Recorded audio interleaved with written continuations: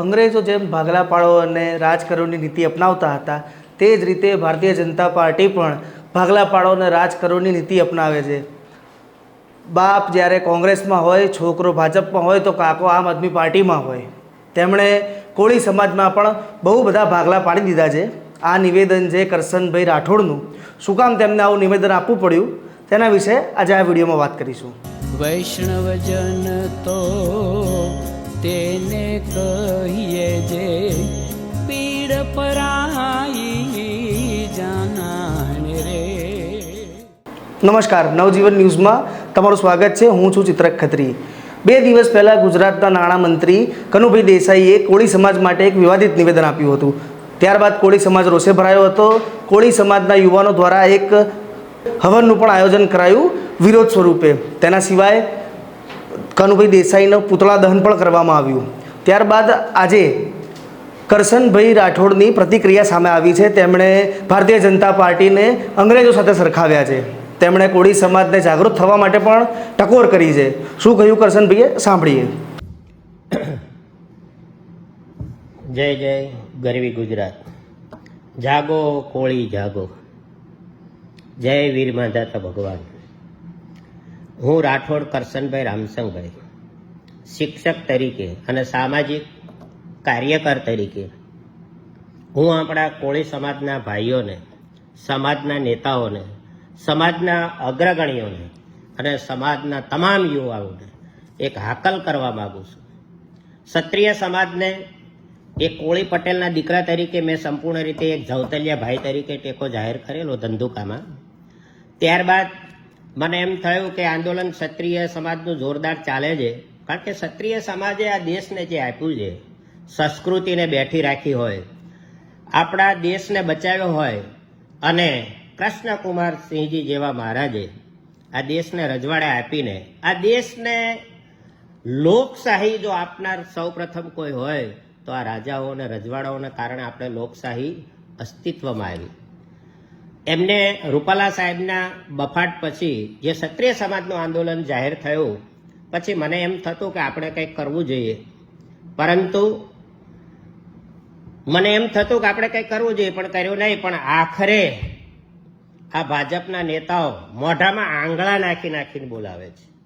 હમણે ભાજપના એક ગુજરાતના કેબિનેટ મંત્રી કનુભાઈ દેસાઈએ અમારા સમાજને કોળીની આબરૂને કોડિયા હારે સરખાવી. જે દિવાળીમાં તેલ પૂરીને જે દીવા કરવાના કોડિયા હોય ને એની સાથે અમને સરખાવ્યા. અમારા સમાજ માટે એમને એમ વાત કરી કે કોળી એટલે કોડિયાના, કોડિયા કૂટાય ને ધોળિયા ચૂંટાય. ઘણા તો એવી વાત કરે છે કે કોળી એટલે કિલો મરચાના. એટલે શા માટે આ 27% ગુજરાતમાં અમારી વસ્તી હોય અને શાંતિથી બેઠેલા સમાજને તમે હળિયો કરીને જગાડો છો? અમારા સમાજમાં શિક્ષણનું પ્રમાણ ઓછું છે, અમે જાગૃત નથી, એટલા માટે અમારે આ બધું સહન કરવાનું.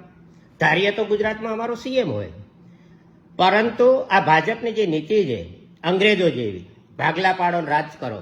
અમારા સમાજમાં એટલા બધા ભાગલા પાડી દીધા છે. બાપા છે ને કોંગ્રેસમાં હોય, દીકરો છે ને ભાજપમાં હોય અને ભત્રીજો આમ આદમી પાર્ટીમાં હોય. આ બધા ધંધા કોને કર્યા? સમાજમાં આવો વિગ્રહ કોને કર્યો? આપણે બધા જ જાણીએ છીએ.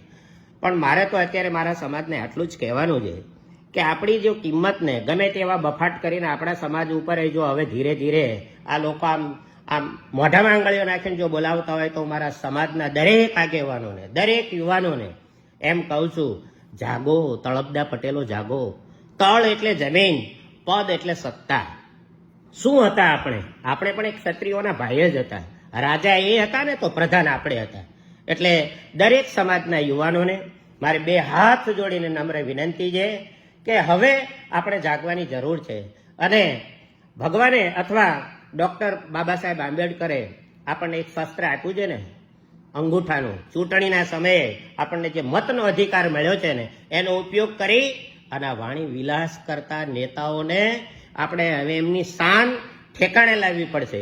એટલે સમાજના દરેક યુવાનોને, વડીલોને અને અમારા સમાજના જેમ રાજપૂત સમાજ જાગી ગયો છે એમ જો કોળી સમાજ જાગી જાય ને તો આ વાણી વિલાસ કરતા નેતાઓ અટકી જાય અને કોળી સમાજની જે ઇજ્જત અને આબરૂ ઉપર જે ધજાગરા કરવાનું જે આને જે ચાલુ કર્યું છે એ બંધ થઈ જાય. એટલે હું બે હાથ જોડી સમાજના દરેક વડીલો, આગેવાનો, યુવાનો અને કાર્યકર્તાઓ ગમે તે પાર્ટીમાં હોય, પણ હવે આપણે જાગવાની જરૂર છે. અને આ મત દ્વારા આ સરકારને હવે પાઠ ભણાવવાની જરૂર છે. જય જય ગરવી ગુજરાત. અસ્તુ. ભારત માતા કી જય. જય મા ભવાની. તો આ હતા કરશનભાઈ. ક્ષત્રિય સમાજના આંદોલન હજી પણ શરૂ છે, તેમનો રોષ શમવાનું નામ નથી લેતો. ત્યારે કનુભાઈ દેસાઈએ વધુ એક બફાટ કર્યો છે, જેના લીધે કોળી સમાજ રોષે ભરાયો છે. કોળી સમાજના આગેવાનો એક પછી એક પ્રતિક્રિયા આપી રહ્યા છે, નિવેદન આપી રહ્યા છે. તો આ આવનારી લોકસભાની ચૂંટણીમાં ગુજરાતમાં શું આ બફાટો અને આ વાણી વિલાસ ભારતીય જનતા પાર્ટીને નુકસાન કરી શકે કે કેમ, તે તો હવે ચૂંટણીના પરિણામમાં જોવાનું રહ્યું. આ જ પ્રકારના વિડીયો સાથે અમે તમને મળતા રહીશું. ત્યાં સુધી આ વિડીયોને લાઇક, શેર અને સબસ્ક્રાઈબ કરો. ત્યાં સુધી મને રજા આપશો. નમસ્કાર. વૈષ્ણવજન તો તેને કહીએ જે પીડ પરા